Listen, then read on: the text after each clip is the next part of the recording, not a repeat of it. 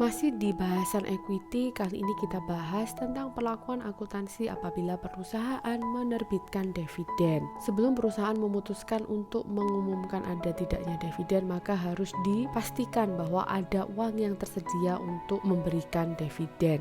Jadi perusahaan itu sebaiknya tidak memberikan dividen kecuali ada jaminan atas present dan future financial position-nya. Tipe-tipe dividen ada 4, ada cash dividend di mana perusahaan memberikan uang tunai ke pemegang saham, ada yang property dividend diberikan dalam bentuk non tunai, kemudian ada liquidating dividend ketika perusahaan dilikuidasi, dan yang keempat ada share dividend. Perbedaannya adalah 1, 2, 3 ini akan mengurangi total ekuitas, sedangkan share dividend tidak. Kita bahas yang pertama yaitu dividen tunai. Dividen tunai ini artinya pemegang saham akan menerima uang tunai. Declare cash dividend itu merupakan liability dan tidak ada dividen yang dibagikan untuk saham treasury. Ada 3 tanggal dalam cash dividend yang perlu diketahui. Yang pertama adalah declaration date, yaitu tanggal di mana perusahaan mengumumkan bahwa akan membagikan dividen sekian dolar per lembar saham. Dan ada record date. Record date ini untuk memastikan siapa saja shareholder yang berhak menerima dividen. Kemudian ada payment date. Nah, di akuntansi kita hanya mencatat pada declaration date, yaitu mengakui adanya utang dividen, dan pada payment date ketika dibayarkan. Kita masuk ke ilustrasi yang pertama. Ada perusahaan namanya Roadway Freight yang pada tanggal 10 Juni mengumumkan cash dividend 50 sen per lembar saham atas 1,8 juta sahamnya. Payable-nya 16 Juli ke shareholder yang tercatat pada 24 Juni. Jadi ada 3 tanggal, 10 Juni, 24 Juni, dan 16 Juli. Bagaimana perlakuan akuntansinya? Pada tanggal 10 Juni kita mengakui adanya dividen payable, kredit kita debitkan ke retained earnings. Kemudian tanggal 24 Juni tidak ada pencatatan karena ini hanya untuk menentukan shareholder mana yang berhak. Pada saat pembayaran, maka dividen payable-nya kita debit, kita kreditkan ke cash sebesar 900.000, yaitu 50 sen atau 0,5 dikalikan dengan 1.800.000 lembar saham. Dividen yang kedua adalah property dividend, jadi dibayarkan dalam bentuk aset selain uang tunai. Pada property dividend ini perlu dipertimbangkan fair value dari properti yang diberikan. Kalau ada gain atau loss itu perlu diakui sebagai unrealized holding gain or loss. Contohnya perusahaan namanya Sen yang dia memberikan sebagian dari held for trading securities-nya seharga 1.250.000 dengan mendeklarasikan properti dividen pada tanggal 28 Desember 2018 untuk didistribusikan ke pemegang saham pada tanggal 30 Januari apabila pemegang saham tersebut tercatat pada tanggal 15 Januari. Ada 3 tanggal, 28 Desember, 15 Januari, dan 30 Januari. Pada saat deklarasi, sekuritas itu memiliki fair value sebesar 2 juta.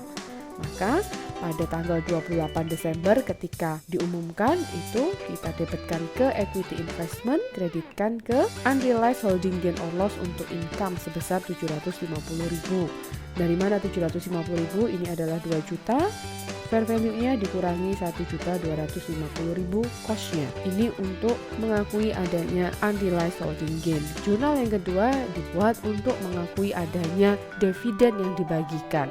Maka kita debitkan retained earning, dikreditkan ke properti dividen payable sebesar 2 juta, sebesar fair value dari sekuritas yang dibagi. Tanggal 15 Januari tidak ada pencatatan karena hanya record date. Tanggal 30 Januari pengalihan haknya kepada shareholder, maka kita debitkan property dividend payable, kita kreditkan ke equity investment sebesar 2 juta.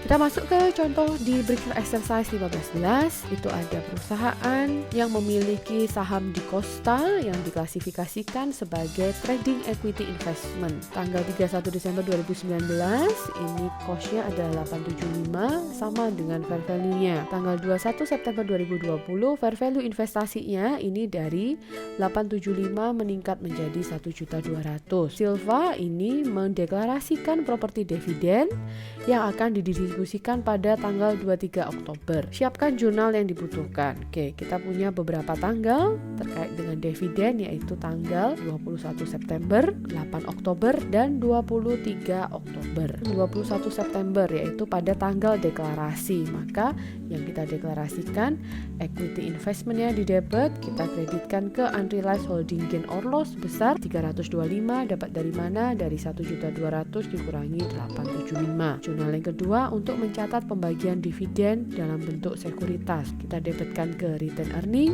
kita kreditkan ke properti dividen payable sebesar 1.200.000 sebesar fair value dari investmentnya. Tanggal 8 Oktober tidak ada pencatatan. Tanggal 23 Oktober ketika diberikan, maka properti dividen payable-nya di debit, kreditkan ke equity investment sebesar 1.200.000.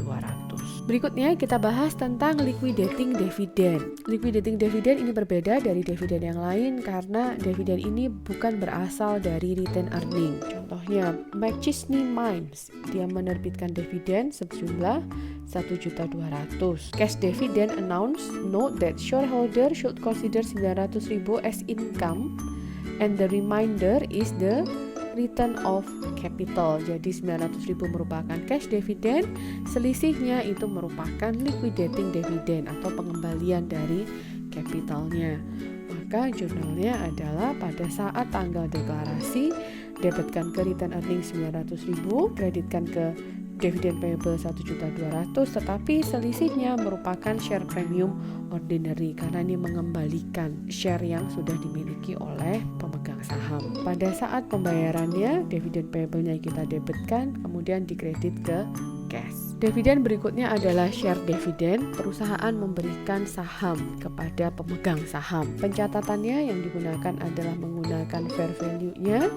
Kemudian share dividend ini tidak ada pengaruhnya ke aset atau liability, jadi yang berpengaruh itu hanya di bagian ekuitasnya. Kita masuk ke ilustrasi kedua. Ada perusahaan namanya Fine, dia memiliki 10.000 lembar saham yang beredar, nilai pariknya $1. Kemudian dia mendeklarasikan 10% share dividend, maka yang diberikan ke pemegang saham itu adalah 10% dari 100.000, yaitu 10.000 additional share. Pada saat deklarasi itu nilai wajar saham atau nilai pasarnya itu adalah 8 per lembar.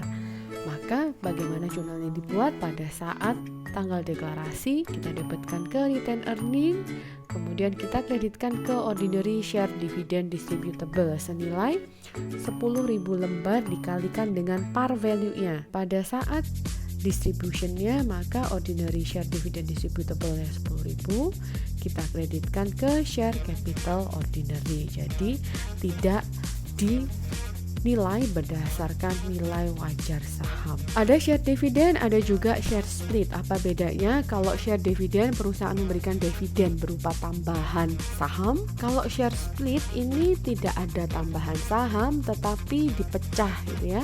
Jadi share split ini digunakan oleh perusahaan untuk mengurangi market value dari shares, menurunkan par value-nya tetapi meningkatkan jumlah saham yang beredar.